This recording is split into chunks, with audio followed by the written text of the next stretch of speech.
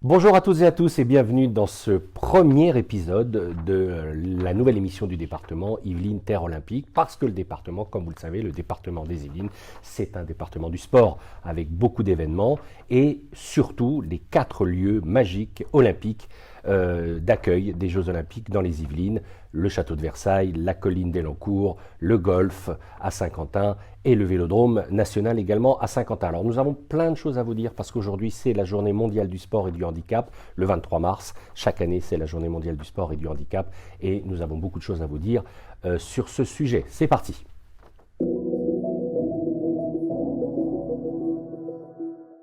Retour sur les événements sportifs dans les Yvelines avec tout d'abord le colloque sur le vélo. Le département a réuni nos élus dédiés au transport, Richard Delépierre, Olivier de Lafère, à la culture et au tourisme, Joséphine Coleman-Berger, pour discuter des retombées économiques du cyclisme à 6 mois des Jeux Olympiques. L'objectif de ce colloque, c'est de créer des synergies entre les acteurs économiques, associatifs et politiques autour de débats passionnants. Retour sur le Paris-Nice, vous savez, le Paris-Nice, c'est la course mythique qui a lieu à chaque année dans le département. C'est la 82e édition cette année. Donc vous voyez, on est très fidèle à cette course. C'est une merveilleuse course, la course du soleil, comme on dit.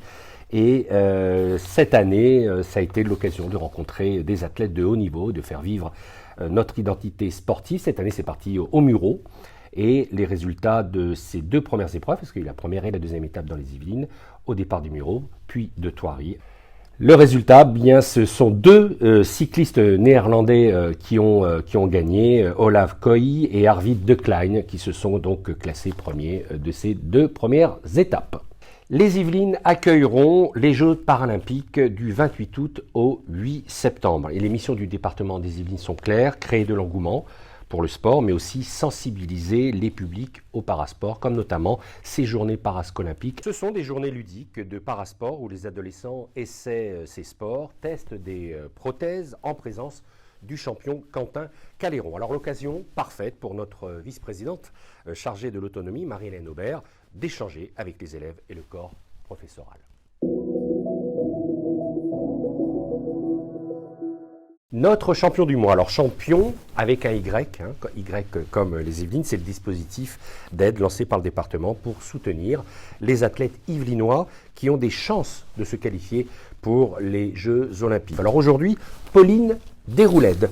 Pauline Desroulèdes, c'est notre fierté en tennis fauteuil. Elle a 33 ans et est licenciée au club de tennis de Voisins-le-Bretonneux. Victime d'un accident de la route en 2018, elle doit être amputée de la jambe gauche. Elle se lance alors un défi et dit à sa famille, quelques jours plus tard, « Je ferai Paris 2024 ».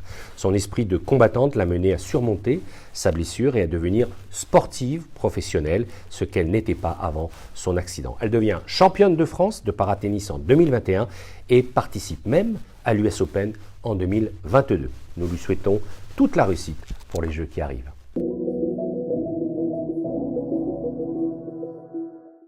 Visite d'un CPJ. Vous savez ce que c'est qu'un CPJ? C'est le centre de préparation des Jeux. C'est-à-dire, c'est la base arrière. Ce sont les bases arrières des Jeux Olympiques, là où les champions, les sportifs, les athlètes s'entraînent et vivent au quotidien. Alors, regardez ce CPJ à plaisir en présence de Joséphine Coleman-Berger, de Bertrand Coquart et d'Olivier de Lafère.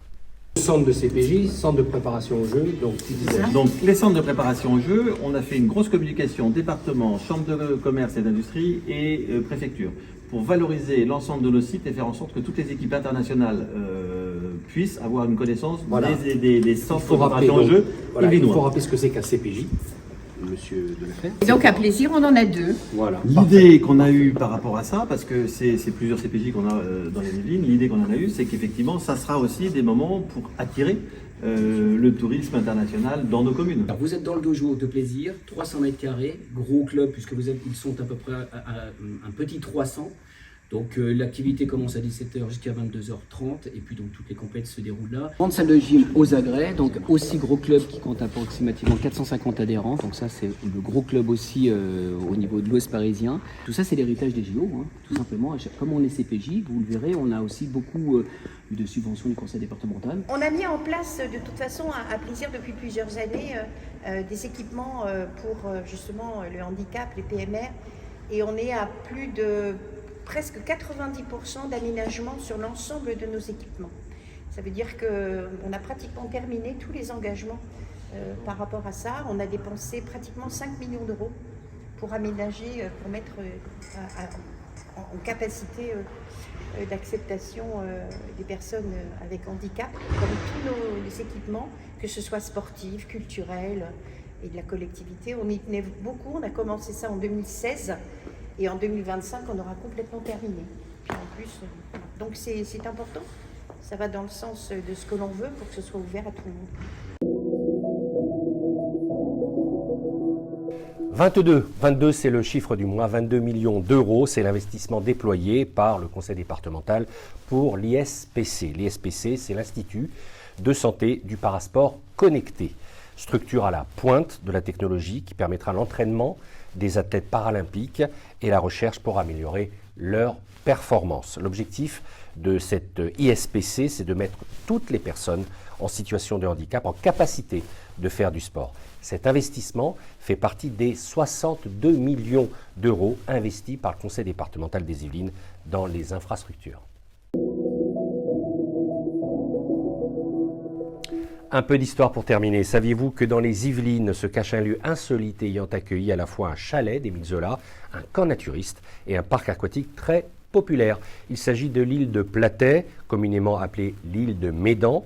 À la fin du XIXe siècle, l'écrivain Émile Zola a fait installer son chalet, construit à partir des restes du kiosque norvégien de l'exposition universelle de 1878. Cézanne y aurait peint le château de Médan, puis en 1927, les frères d'Urville y rachetèrent plusieurs hectares pour fonder le camp naturiste Physiopolis. Alors, craignant d'être persécuté par la préfecture de Paris, il déménage et dans les années 30 est finalement inaugurée la plage de Vilaine, station balnéaire qui fera le bonheur des Franciliens durant près d'un siècle. Aujourd'hui, l'île de Médan, avec sa base de loisirs abandonnée, est redevenue un lieu calme et même un peu dystopique, où la nature a repris ses droits. À travers les herbes et les bâtiments abandonnés, oiseaux, grenouilles et rongeurs y ont élu domicile à la place des artistes, peintres et touristes. Plusieurs projets de réhabilitation ont été envisagés en vain.